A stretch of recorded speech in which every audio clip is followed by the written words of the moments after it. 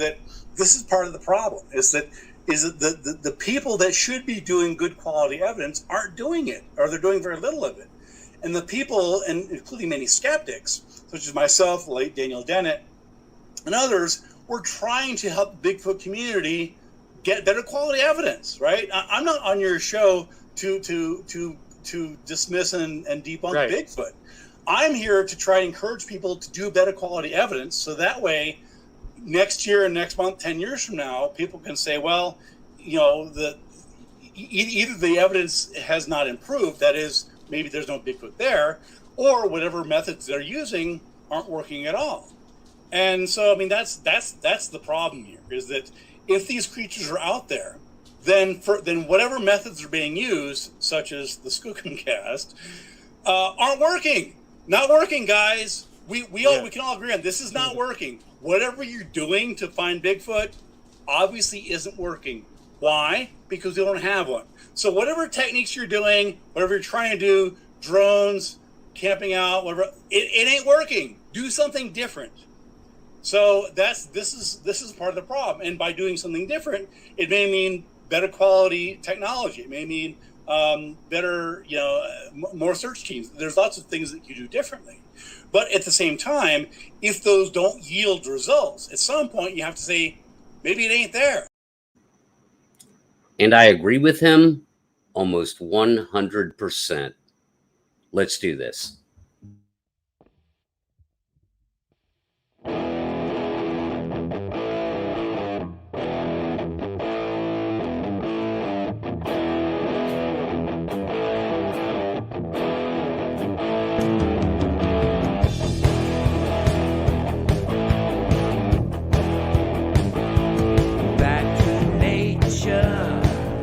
Climbing higher, woods are thick, hiking alone.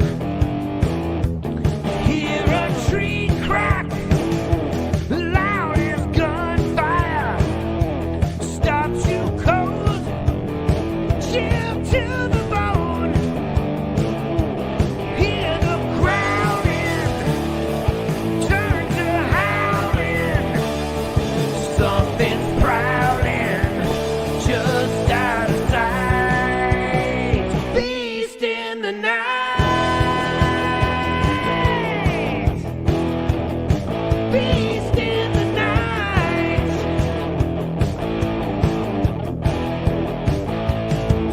The forest has fallen silent. The mountain's dark. The moon is full. Catch the black shape of a giant.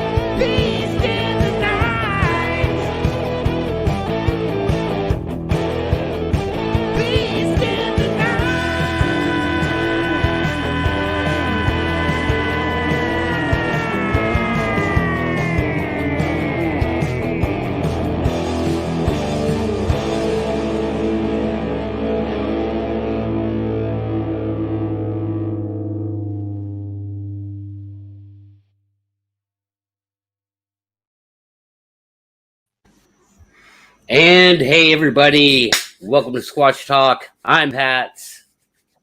Let's jump right in. Please welcome to the show tonight. He's an author, he's a journalist, he's a paranormal investigator, and a whole bunch of other things you can see on benjaminradford.com. Welcome to the show tonight, Benjamin Radford. How you doing, bud? Good. Thanks for having me on. Yeah, well, thanks for being here, man. Who's this Benjamin Radford guy? I've heard your name over the years, just dropped here and there. Don't believe everything you hear, everything you see. Let me just make that clear. As a skeptic, don't believe everything you hear about me. Well, I've heard you referred to as a skeptic with a capital S to everything in between, right? And then I caught you on Sean's show, something to Sasquatch about, and I was immediately sucked in and fascinated with what you were saying. I don't agree with you on everything, but for the most part, you won me over via the clip I played to intro my show of you. So as you know, as I told you, I'm actually a skeptic that swims deep in the waters of the Bigfoot world. And some interesting things have happened with that. I consider I'm open-minded guy. So yeah, it's good to have a skeptic on, especially one with some notoriety. So I appreciate you being here. Not at all. I love to dialogue and debate, and that's actually one of my main criticisms of the field. And it's not just Bigfoot. I see the same thing in whether I'm looking into ghost investigations or crop circles or whatever else. Is that there's these camps, there's these unnecessary ideological camps, and there's very little actual debate and discussion in terms of trying to improve the quality of the evidence. And I find that really, honestly, kind of tragic and sad, because a lot of times there's really useful things that skeptics can learn from believers and vice versa. But instead we have these echo chambers. So no, I'm always happy to chat. So thanks for having me on. Well, good, man. And yeah, like to touch base on that, one of the things that you kind of addressed in the last podcast you were on with Sean that I referenced earlier is that you said something along the lines of, like, come on, man, can't there be some gatekeepers? Yeah. And bro, I'm trying my best. Me and the guys I talk to, my panel guys, we're all sort of like critical thinking types, and it's hard. It's an uphill battle. It's pretty much an impossible one, but I appreciated that the sentiment of like, hey, can't somebody just step up and do it differently, be more reasonable, be a gatekeeper? And but in the Bigfoot world, you and I both know, like, there's 1,000 tribes, and they're loose. They're all over the map, man. It goes from this to that, and I'm trying to be a voice of reason in all of it. And again, that's why I'm never afraid to have a skeptic on, and actually, whatever people say about you, I found you to be a very open-minded, reasonable guy. So I'm like, that's perfect. Well, there you go. I will take everything you said so far. Yeah. So that being said, man, where are you at right now with the Sasquatch phenomena? Or would you even think it fair to call it a phenomena? Well, it's certainly a phenomenon insofar as, it's something that is discussed and talked about. And it's, as with lots of cryptological things and others as well in the sort of unexplained field, there's of course the range, right? There are lots of people who think the whole thing is bullshit and they don't believe a word of it. They think the whole thing is silly. And you mention Bigfoot and they roll your eyes and walk away. Then there's the other people on the other end of the spectrum who are like, no, man, like, they're hardcore. You and I know them. And they're like, they're part of the Bigfoot club here and there, or they go on things, or they attend Bigfoot conferences and whatever else. And then there's lots of people in between. And so, my position has always been that Bigfoot, whether it exists or not, And I don't think there's good scientific evidence for that, and I'm happy to explain why. But whether it does or doesn't, it's a valid, worthy subject of investigation. So I have never, ever at any point, laughed at people who look for Bigfoot. I've looked for Bigfoot. So that by itself isn't a problem. I think it's great. I think it's wonderful. I think, hey, the more people we have looking for good evidence, the better. That being said, when you have this wild west of people who are, as you got all over the spectrum, right?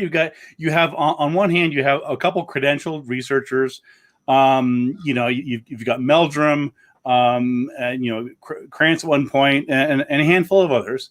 And then you have sort of second tier experts like Jimmy Chilcutt, who's a fingerprint expert who's made some serious mistakes, and we can get into that as well. And then you have all the way down to,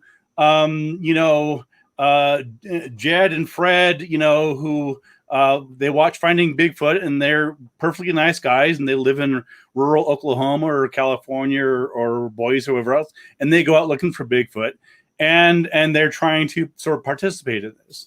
And so, there's nothing wrong with that, except insofar as it's not amounting to anything. There isn't a collective mountain of evidence where we can say, hey, everybody, we're all working on this subject. We can bring these different things in. We've got these people looking into DNA samples. We got people looking into hairs. We got, Melba Ketchum doing her thing, right? You have all these people, and it's not amounting to anything. It's the analogy that I use that is like, it's cups of tea or cups of coffee, right? You can't combine 200 cups of coffee into 1 cup of strong coffee. It's the same thing with evidence. Lots and lots and lots of weak quality evidence doesn't magically combine into good quality evidence. And this is one of the core problems with Bigfoot research, in my opinion. Yeah, no, I agree with that, actually. So here we go. We're gonna agree at the first part of the show. Okay. We'll find some stuff. I'm sure we will. We will. But so we won't get into the Patterson Gimlin film right now, or I'll save that for a little bit later. Sure. That's one of the things about Bigfoot, of course, is there's so many different paths, right? There's so many rabbit holes to go down. Yeah. But let's just say since then, right? Yeah. So since then, what do we have? Like what you're talking about, evidence-wise? No, that's a great point. Well, right. We got tracks. We got the same old stuff, man. It's and I think I talked about it on Sean's show. I've been to a couple Bigfoot conferences, but one of the most prominent ones was in Pocatello, Idaho. And that's where I met Jeff Meldrum, who I happen to like. I mean, Jeff and I don't agree on things, but I like him as a person, and I met him, and he's perfectly nice. But at that place, I was surprised. One of the reasons I attended that Bigfoot conference was because I was invited as a sort of known skeptic, and that was fine. But I was honestly surprised to see that the main evidence that was being talked about and analyzed was the Patterson Gimlin film from '67. And I had been I had written about Bigfoot, as you know, in articles and this and that and the other, and I did a book on lake monsters and chupacabras and stuff.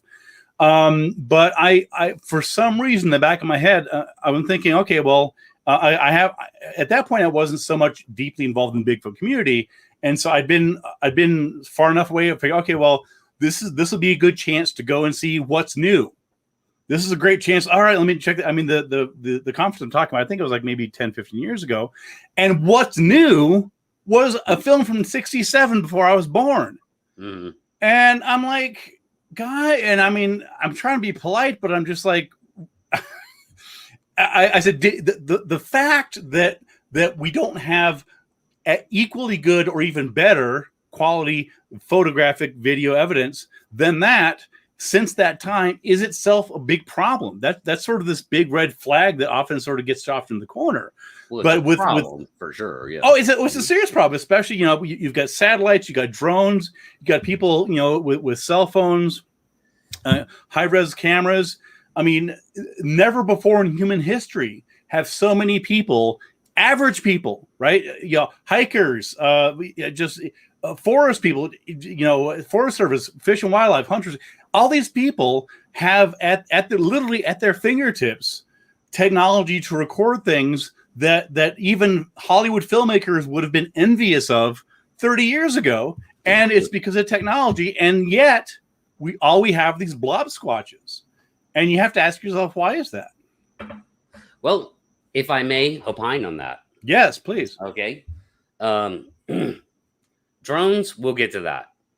We'll get to the drone thing, but nobody's trying to observe Bigfoot with drones. That's not a thing. It's not happening. Let me stop you right there. I'm not sure that no one's trying to do that, but let's assume that's true. Let's assume you're exactly right, that nobody is looking for Bigfoot with drones. The fact is that oftentimes Bigfoot is seen when people aren't looking for them.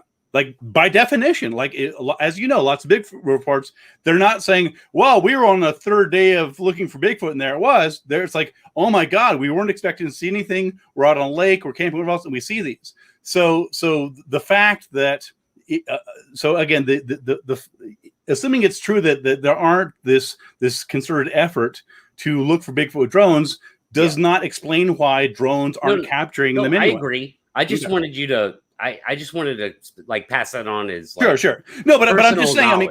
Knowledge. But for example, lots of people use drones. Land surveyors, linesmen. Drones are used in all sorts of applications, and there's no reason why a Bigfoot wouldn't be accidentally captured in some rural area. That's all I'm saying.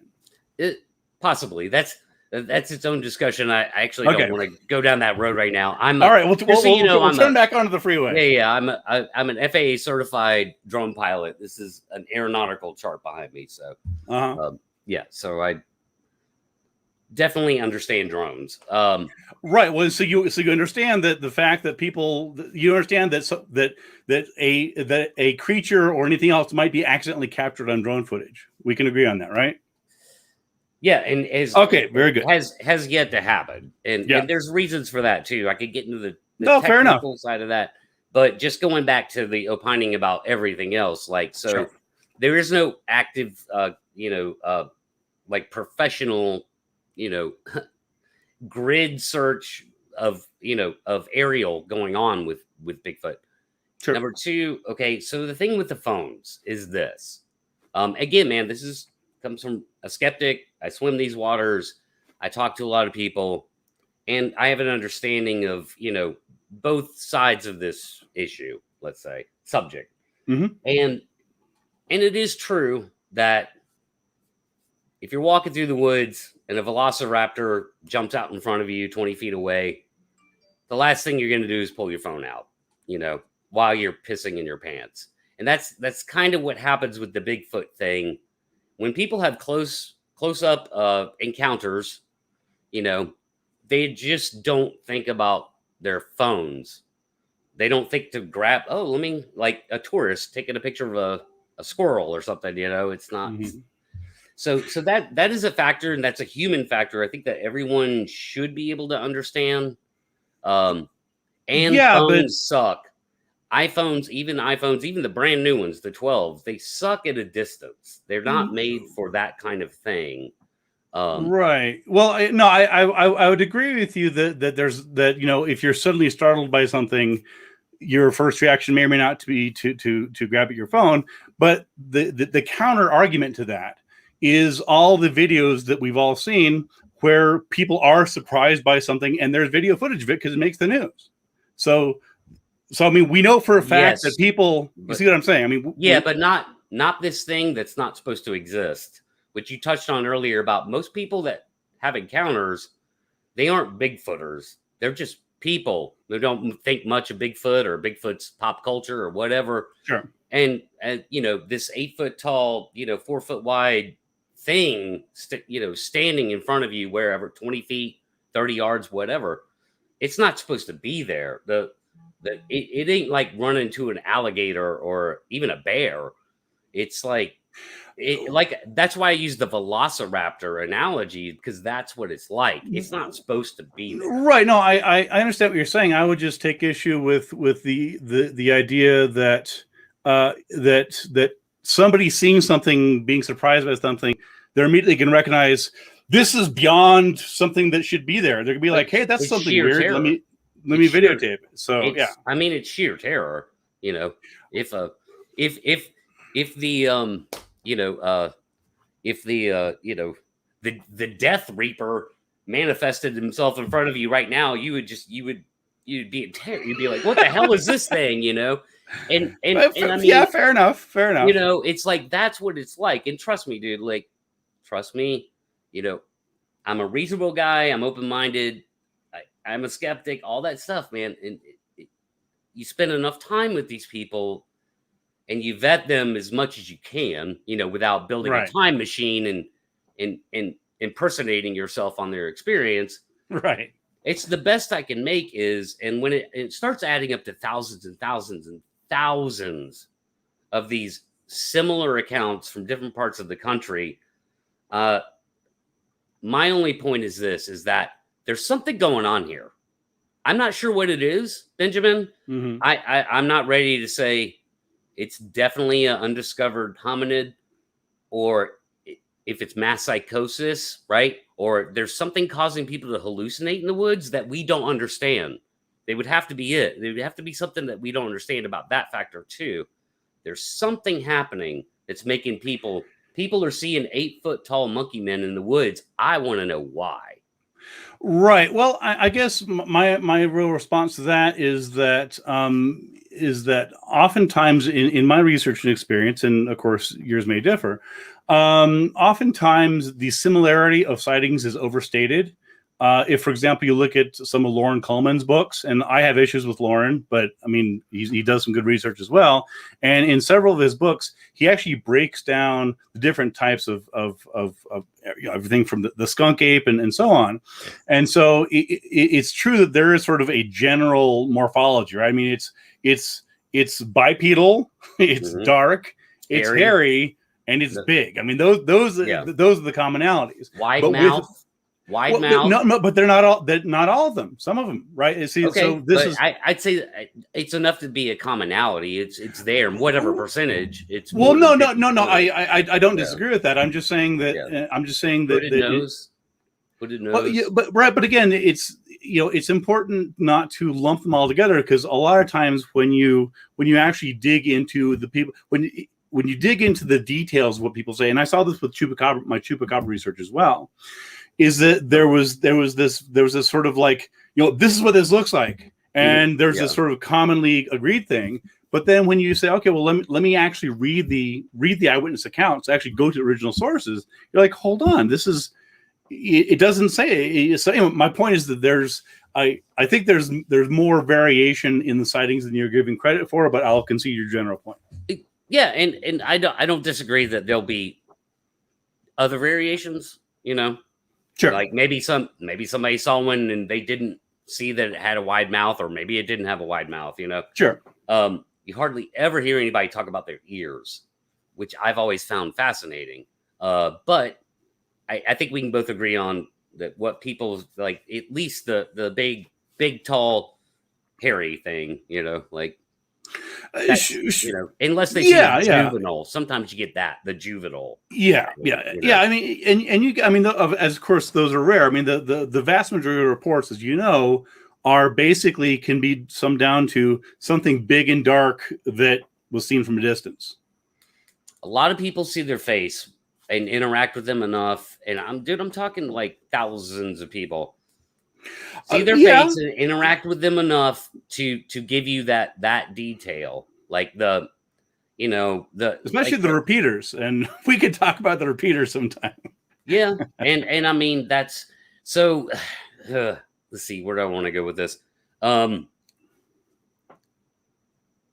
think I'll bring it back to another point of agreement, okay. Like within the Bigfoot world, which is like the Bigfoot community, right? The online community.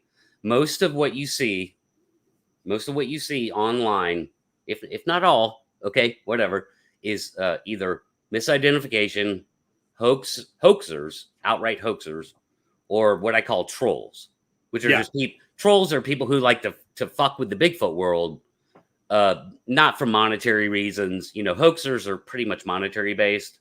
or popularity based, let's say. So most of what you see online is BS. To me, I like the separate. I've come to understand there's a separation of the online world doesn't exist out there in the woods, dude. They're very separate worlds oftentimes. Yeah, Yes. absolutely. So what's out there in the woods is this phenomena known as the colloquial Bigfoot, which is, again, brings me back to why the hell are people seeing 8-foot tall monkey men in the woods? I want to know why. I've not gotten to the answer to that, and I've not had anybody who isn't willing to at least investigate and check out what's going on. Can I give you my theory on that? Yes, I would love to hear it. Okay. So when I was writing one of my books, Scientific Paranormal Investigation, came out in, I think, 2010 or something. And I also talk about this in my later book, Investigating Ghosts. I talk about how when I'm investigating weird phenomena, again, it's take Bigfoot, ghosts, any weird phenomena, UFOs, for example, is the approach that I take, and this might answer your question. So give me a minute, and I'll circle back to it. But my background is in psychology. I have a degree in psychology and a master's in education, and so I bring that up because I found that background in psychology really helps me to try to figure out what people are experiencing. And so when I investigate these phenomena, whether it's Bigfoot or anything else, the approach that I take is to recognize that the word Bigfoot or the word UFO or the word ghost, it's a label. It's a label for an experience. And so, when someone is telling you they saw something, oftentimes they had some anomalous, weird experience that they didn't understand. Now, of course, just because they didn't understand it doesn't mean it's not understandable. It doesn't mean that someone else might understand it, but it just means that whatever they saw, whatever they heard, whatever happened, they didn't know what else to call it. And so what they do is they pull a label from pop culture. They pull a label from the outside world. And if whatever they saw is something weird and scary and big and dark in the wilderness, it's a Bigfoot. If they saw something that's sort of ambiguous and weird that they can't identify in water, it's a lake monster. If it's something weird they can't identify in the sky, it's a UFO. And when you understand that these names, these things, including Bigfoot, are labels for experiences, that then helps to explain the phenomenon, right? Because what you have is something one process that does is it lumps these things together into category, right? So if somebody sees something, again, just anything big and dark, right? Let's not even go into details. Just somebody is somewhere outdoors, probably not in an urban area, some in a rural area, and they see something big and dark, right? Which label are they going to pull from? They're not going to call it a UFO. They're not going to call it a fairy. They're not going to call it chupacabra. They're not going to call it a lake monster. The catch-all label for that experience is going to be Bigfoot. Now, that's important, and that answers your question, because what that does, it collapses an otherwise large and possibly wide variety of phenomena into one. And so when you say, how can all these people be describing 8-foot tall ape creatures, I would question whether that's actually true. And again, that goes back to what I was saying before about the importance of looking at the original eyewitnesses. And what you might find is that, in fact, there's a lot of phenomena where something like, well, hold on here. This wouldn't really be a Bigfoot. This might be, a lizard man. This might be whatever else. And so that would be my explanation. Okay. How come people don't see him in downtown Chicago?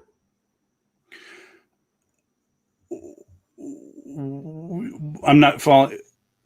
How come? No. No one ever sees a Bigfoot in downtown Chicago, no matter how. That's a perfectly valid question, and the answer is that in downtown Chicago, particularly if it's downtown, there's also, number one, there's other witnesses, there's potential cameras, right? There's corroborating evidence. The other thing you have, of course, in an urban setting is scale. This is really important, right? If you see something of unknown size in an urban setting, You know how big a car is. You have a pretty good idea of how big a doorway is, how big a tree is, because you can go over there and see it. And so things that are in urban settings are inherently more identifiable because we're used to seeing things in nearby in scale. And so that's the other part of the answer is that's why you wouldn't be seeing things there. And again, when you recognize that the word Bigfoot is just a label for something I can't recognize. If someone sees something they can't recognize in downtown Detroit or something they don't recognize in suburban Seattle, they're not going to reach out for that Bigfoot label. Does that make sense? Yes, it does. And again, like, I don't want to dive too deep in some semantics, but again, Bigfoot's the colloquial word for, so it's I could almost flip that on its head. Like some people who just see something that they can't understand or wrap their head around very clearly in the woods. It's not until later, and you always hear this in their story. You'll hear it in their story. It's like, I didn't know what I was looking at. I didn't know what to make of it. And then it's later they go, oh, I guess that's what people call a Bigfoot. Right? Yeah, I would agree with that. Well, except of course, insofar as that, as you yourself said, everybody knows what Bigfoot looks like. There's no mystery. You can ask a 5-year-old who's never seen a TV show, like, what's Bigfoot like? They can draw you Bigfoot. And so what that tells you is that because the general archetype of what a Bigfoot is so well known, then of course that's if you see something big and dark and mysterious, what are the options? It's not a lake monster because it's not in a lake. It's not a UFO. It's not a fairy. It's not a tooth fairy. It's not a troll unless you're in Europe. So it's the natural explanation is gonna be calling it a Bigfoot. So, or it's an undiscovered upright walking hominid. That's the other explanation. Well, but we don't know it's a hominid though. I mean, it meets our definition of a primate by visual. Yes. Have you seen the documentary? I think it was the $6 Million Man Meets Bigfoot. Great doc. If you haven't seen it, no. It turns out that it turns out I think Bigfoot is actually a robot that's controlled by aliens, if I'm mistaken. It might not be a documentary. Maybe I'm just confusing it, but it was a cool show. Anyway. Maybe. Sounds like the $6 million man. I'm just kidding. Oh, you're talking about the $6 million man. Yeah, I'm just playing with you. Okay. Yeah. Okay. No, sorry. That one went right over my head. Okay. I met Lee Majors. He's actually really pretty cool. Oh, really? That is interesting. Anyway, I watched that show when I was I must have been, I don't know, 4 or 5 years old. I remember that episode. Yeah. Andre the Giant played. That's right. That's right. Exactly. Yes. So yeah. Do you think it could be? Because I know you're familiar with this somewhat, with given your background. I mean, do you think it could be some form of mass psychosis? I don't. Okay. And the reason for that is, again, I'm not to brag, but I mean, psychosis it's a psychological thing. And I've written about mass psychosis and mass hysterias and mass sociogenic illness. And I have some background on that. And I've published some articles with Robert Bartholomew, who's a noted sociologist, on mass hysterias and mass sociogenic illness. And it's pretty clear to me that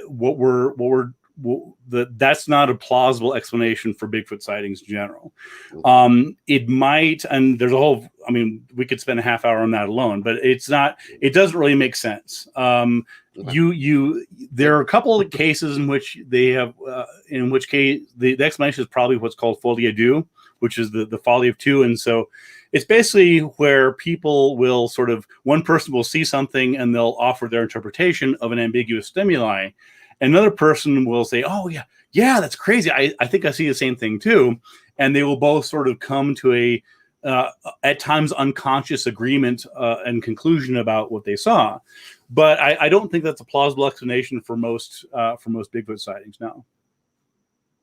Okay. I'm like, that's fair. You know, I just that was one of the questions I Sure. wanted to throw out there. No, It's a fair question. I want to circle back for a second to what you're talking about the I mean, it sounds like you're sort of making a where there's smoke, there's fire argument, right? I mean, where how do we explain so many sightings, right? There's all these sightings, and as you said, they're roughly, again, I would argue they're not quite as similar as sometimes may have to be, but they're roughly similar because again they're describing certain things. But I mean, I've heard that, and that's a common rejoinder about Bigfoot evidence. Okay, well, how could all of it be wrong? And I think I think there's a couple mistakes in there. One of them is that I think there's enough sources of error. There's enough reasons why there might be a mistake in a sighting. There's poor recall, there's hoaxing, and there's as you know, there's lots of hoaxing in Bigfoot. I'm not suggesting but online, but not in the woods. Hoaxing in the woods. Well, I don't know if there's lots of hoaxing. We can talk about we can talk about the cripple footprints. We can talk about the videos. We can talk about the body in the box that Steve calls part of. I won't defend Cripplefoot. All I'm saying is that as far as like face-to-face encounters that are very intimate and very up close in your face, that ain't a guy in a suit. That's not. No. I don't want you to misunderstand. I wasn't suggesting the hoaxing was accounted for the vast majority of sightings. I'm just saying that what I was doing is I was giving a list of possible what we would call sources of error. That is false positives, that are somebody sees something or interprets something and thinks it's a Bigfoot, and in fact it's not a Bigfoot. So again, it could be bad data, hoaxes, misunderstandings, misidentifications, as you recall from that. So I would argue that there are enough normal, explainable sources of mistakes that they can account for the sightings. And so, I mean, just because, the analogy I would use is like homicides, right? It's like there's a certain number of homicides that are unsolved, right? No matter where you are, the clearance rate of homicides, of course, varies from police department and everybody else. But I mean, the fact is that at the end of the year, there are a certain number of homicides that are simply unsolved. And the fact that a homicide or murder isn't solved doesn't mean that it was magical. It doesn't mean that they were killed by a curse or aliens, it just means that there wasn't enough evidence to conclusively determine. Right. And so I would apply that same principle to Bigfoot research and say, okay, well, just because there's a small subset of sightings and reports that can't be explained, but sufficiently explained, doesn't mean they're unexplainable. It just means that for whatever reason, there's not enough evidence to come to a valid conclusion in that subset of sightings. Sure, and I get that. But I'll say this is that is where I'm at with it is that I'm certainly not walking down any magical roads here. Like, no, not at all. And I mean, but I'll tell you this, we don't really understand dark matter. So therefore there are things in this world we don't understand, the universe, literally. Quantum. Who understands quantum, right? I wish I could say that in Deepak Chopra's voice. I don't know that we'll ever get to the bottom of quantum. So I don't go walking down magical roads because I can't explain the unexplained. Right. If it's that, right? Yeah, so, and that's one of the problems, right? Is it when you, as you and I both know, you have people who will try and explain Bigfoot by saying it's some interdimensional creature that goes in and out of, and it's like that's not an explanation. That's literally the opposite of an explanation. Yes, it is, but there's a reason why people do it, especially people with bad filters, is that they feel the need to want an explanation. There's a void of knowledge, and they'll fill that void with their own worldview. They'll project themselves on it. That's why they do that. And so I get that from a psychological standpoint. All I'm saying is this: like we're either dealing with, in my mind, where I'm at it, Benjamin, is that we're either dealing with an undiscovered hominid, or something else going on psychologically, like you were talking about, that I still don't understand. I would love to see a real study done on that. I'm not sure who would flip the bill on it, Right. Okay. An Well, extensive psychological study done on Bigfooters and the Bigfoot world. right. Well, let me cut to the quick here. So, why do you reject my argument? And I'm not saying it's right. I'm just that's what why don't you accept that that there are enough normal sources of mistakes, hoaxes, bad memory, misperception? It's seeing in darkness. Why do you find that implausible? Because there's way too many accounts of intimate, close-up interaction with what it can only be described as the 8-foot-tall monkey man in the woods, and that's so that either has to be a hallucination or it's a real thing. I don't no know no. See, I don't agree with that. I don't agree that it's either a hallucination or a real thing. I think there's other alternatives there. It depends on. Well, yeah. I mean, I can give you one example. People. I mean, hoaxing is this. I mean, you just gave two alternatives, that either it's a hallucination or it's real. I just gave you a plausible, true third alternative, which is hoaxing. Right. We both know cases where people have claimed repeated contacts with Bigfoot. They've come into my ranch for the last 20 years. Like, okay, so already I've given you a true, factual third alternative to this. No, I agree. I think where I reject why I make it binary is the entirety of the anecdotal body. So yeah, sure. Should somebody have been hoaxed in a suit? Yeah, it's documented. It's been documented more than once. Could it be this, or could it have been somebody that had schizophrenia? Sure. Again, probably documented somewhere. I don't know where, but probably the case. It's the entire body of anecdotal accounts, which you'll call Class A, which is, I'm looking at a fucking Bigfoot. Like, I'm looking at an 8-foot-tall monkey man. This thing shouldn't exist. I don't know what the hell it's doing here, but I'm pissing my pants, and all I want to do is get back to my truck. Right. Nothing explains the body of that anecdotal evidence, if you will. Well, so just out of curiosity, how many of those do you think there are? Hundreds, tens of thousands? I would say tens of thousands. You think there's tens of thousands? Well, we have credible. Yeah. Okay, so we have a database that has 30,000 documented accounts, and then we have other databases. Okay, let me back. By documented, you mean what? I mean, I'm not being snarky. I'm genuinely curious because I've seen the BFRO's documentation, and I understand that, dude. And God damn it, like, I have to concede some of that to you, but I'll say this. I know people that have been, investigators for the BFRO. They have nothing to do with Matt Moneymaker. They've never even met the guy. They're good people. They take accounts. I'm talking about my own general area.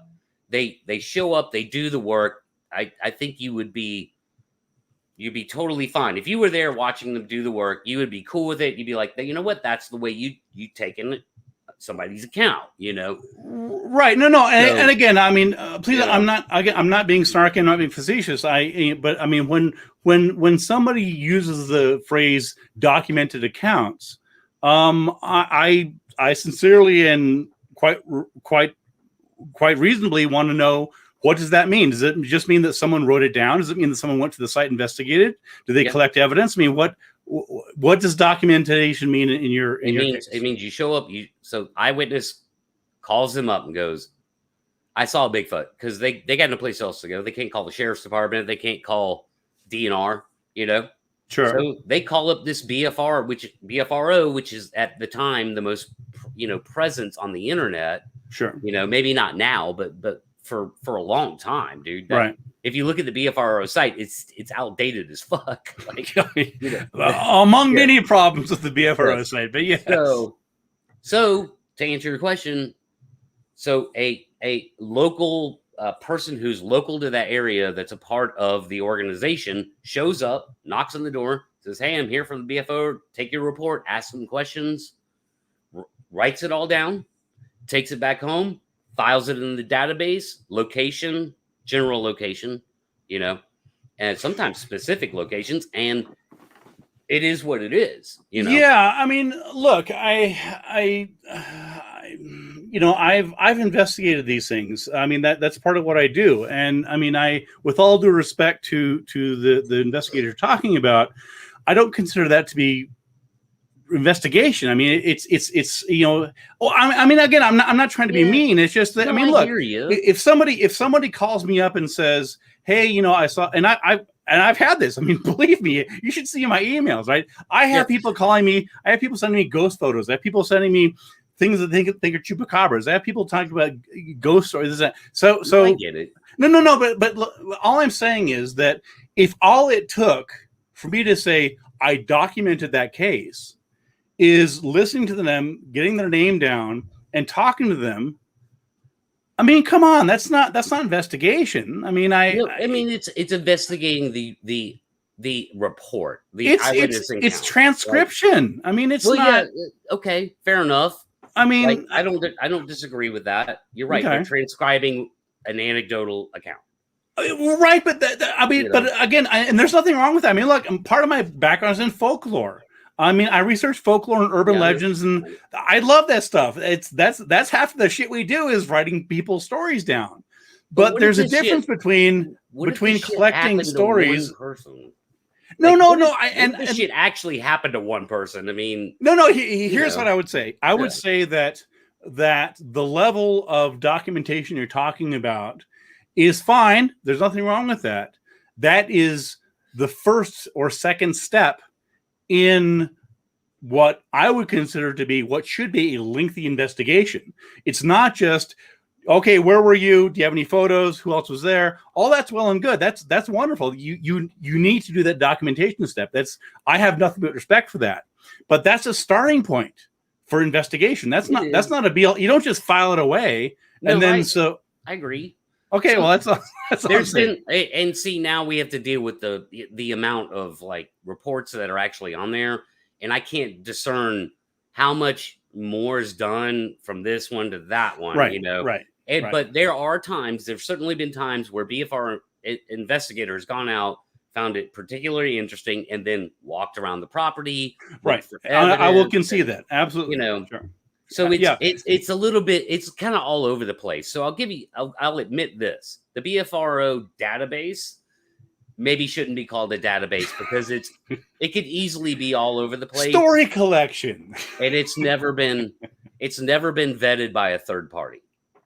So, right. And again, and it's this sort of gets back to how we began the conversation, right? Is because, I'm uncomfortable criticizing that because it's important. I mean, I'm not laughing at the people in the BFR. I mean, I got issues with Moneymaker, but I mean, me both. Who doesn't, right? But what I'm saying is that I'm not knocking people who document these cases. That's wonderful. I respect that. That's great.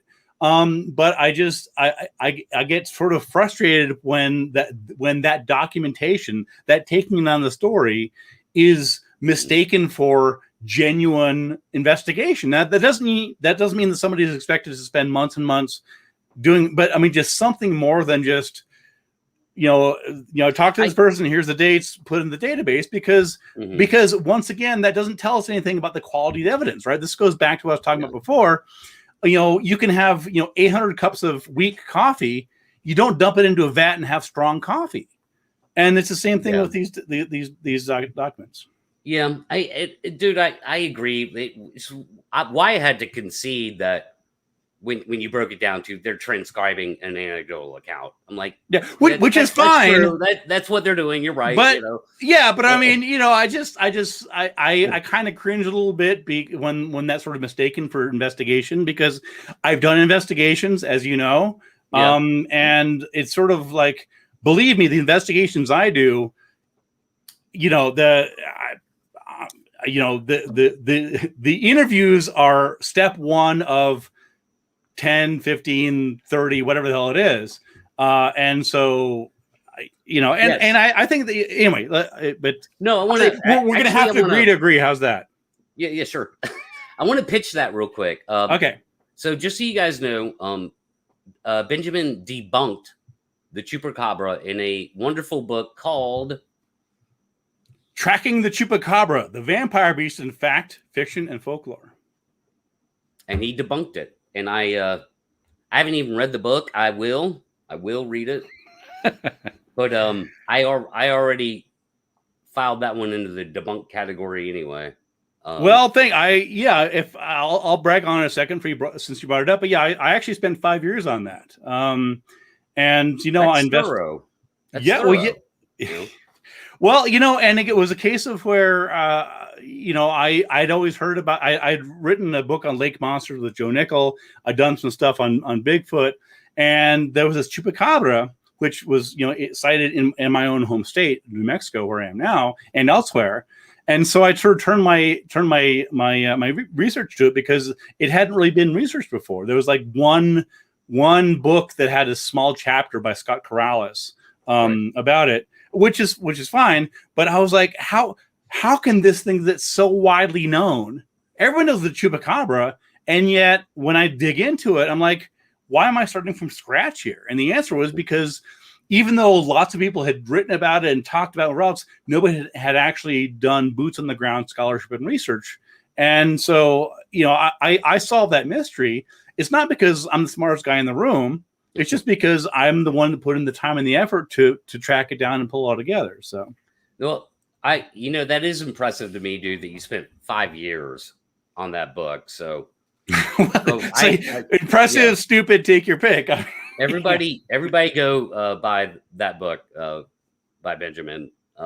It sounds like he earned his sweat equity on it. I did, and I think it's like $18 or something. So, all right, so that brings me to this point. I'll shift gears a little bit. Sure. All right, so let's go in this direction then, with the whole, because there are people actively out in the woods looking for Bigfoot. Yes.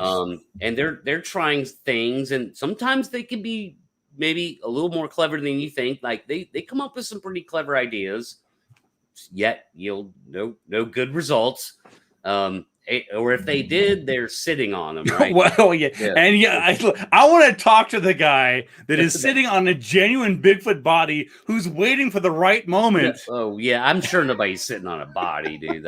I don't think that's like feasible. But anyway, let's just say they had good footage or whatever. Sure. But I don't think that's the case. So what can Bigfooters do better? Because as I played in the very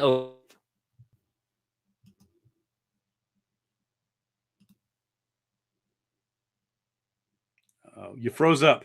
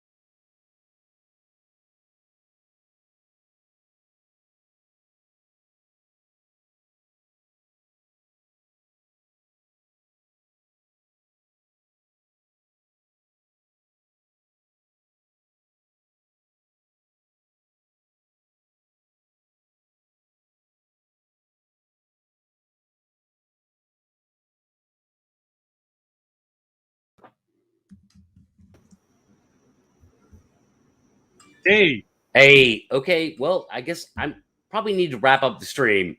I don't know what happened. I think your internet went out or something. But My internet collapsed. Oh, Probably it wasn't me. It wasn't me. Not guilty. Probably due to weather conditions. That sucks. So it was just dead air for 15 minutes. 10 minutes or something. I don't know. Whatever. These things happen, you know. But I can go a little bit longer, or you can have me back, whatever you want. Let's keep going for a minute. All right, let's. The only thing I'm afraid of is that if the internet collapses again, I'll have a hard time getting back in to shut the stream down. Well, it's totally up to you, dude. I'll go on, or we can do a part 2 later on. Whatever you want, Pat. Well, that's okay. I can edit all this, I think, after the fact. And yes, I do want to do a part 2 with you because all right, let's do it. I think there's a lot more to go over here, man. I think it's fascinating. I think it's a perspective that needs to be brought to the Bigfoot world. Yep. So, you just froze up again. Oh, there you go. You're back. Okay. Yeah, I'm getting a little worried about that. So, I think at this point, man, because everybody was like, the chat was screaming, like, bring the panel in. And it's like, obviously, guys, I can't with these technical issues, man. Well, let's circle back to this when things are up and running. Yeah, I would love to bring you back with the panel and talk about the PG film. You know, I'm friends with. Are you familiar with Thomas Stingberg? I know the name. I don't know him personally. Well, he was kind of a young man back in the 70s who he ran in the circles of, like, you know, Renee DeHenden and John Green, and he's friends with Bob Gimlin. So he has a lot of knowledge about, like, sort of the history of the story of the film. Cool. Know? And I'm sure he's dying to talk to you about that. You know, I'm sure. And if you wouldn't mind talking to some, you know, maybe one or two guys that have had actual encounters. Yeah, I mean the problem, of course, is that if we knew they were actual encounters, then we sort of. Okay, but I mean, and you're claiming to. Well, and I mean, I have interviewed people. Yeah, I mean, I have interviewed not a whole lot, maybe a dozen or so over the years, because of course that's only one of my purviews. But yeah, I mean, I certainly dig more into it. Okay, well, we'll talk about it some more, man. We'll just kind of figure it out. But really, honestly, dude, I feel the safest bet is to just wrap it up, man. Let's wrap it up and circle back in a couple of weeks, and we'll do part 2. It'll be fun. Yeah, I think that's great, man. I really appreciate you being on. It was a great discussion up to that collapse, man. I hate that happened. No, it was great. You asked great questions and, respectful dialogue. And no, it was great. This is lots of fun. All right. Well, then I'm going to go ahead and wrap it out. You can hang out. I just do a little. Yeah, I'll hang out with the last bit and then I'm going to take off. Okay. Thanks, chat. Thanks everybody being here. I'm so sorry about that that glitch, man. My internet collapsed, and it just came back. Like, I was rushing to do nothing. There was nothing I could do except I was trying to grab Kim's phone and jump back on through her phone, just through the cell signal. So I'm just gonna go ahead and wrap it up, guys. I'm sorry, panel. I'm sorry, chat. I know you guys wanted the panel to come in. Things were getting really interesting, but Benjamin only had a short amount of time anyway, so we're pretty much where we should be at time-wise for him to exit the show. And so thanks, everybody, for watching. He'll come back for part 2, and we'll do this again, man, and it'll be interesting. So good night. Let's assume that you've got to this point in the video and you don't agree with me at all. Fine. But I guarantee that this video has been beneficial to you. It will, at the very least, have allowed you to compare your own argument to mine, thus giving you an understanding of the opposite view of the argument. And, assuming you're being honest with yourself and actually paid attention, it will have strengthened your own line of reasoning in preparation for an intellectually honest counter-argument. Therefore, even if you don't agree with me at all, this video will still have been useful to you, even if it only confirmed what you previously knew. If I get defeated here, if someone comes along with a very good counter-argument that defeats mine properly, then great, we've all learned. And if I'm right, great, we've all learned again. But if we don't have the debate because it's artificially shut down, or people complain so much that it persuades people not to take me seriously, we can't learn. We can't find the truth. So we will live in ignorance of the truth. It is therefore in all our best interests to have a debate about this subject. But if the academics or corporations like YouTube or the central state are not allowing the debate, or somehow find a way to call this offensive and take it down, then we won't learn, and we will have a valueless interpretation of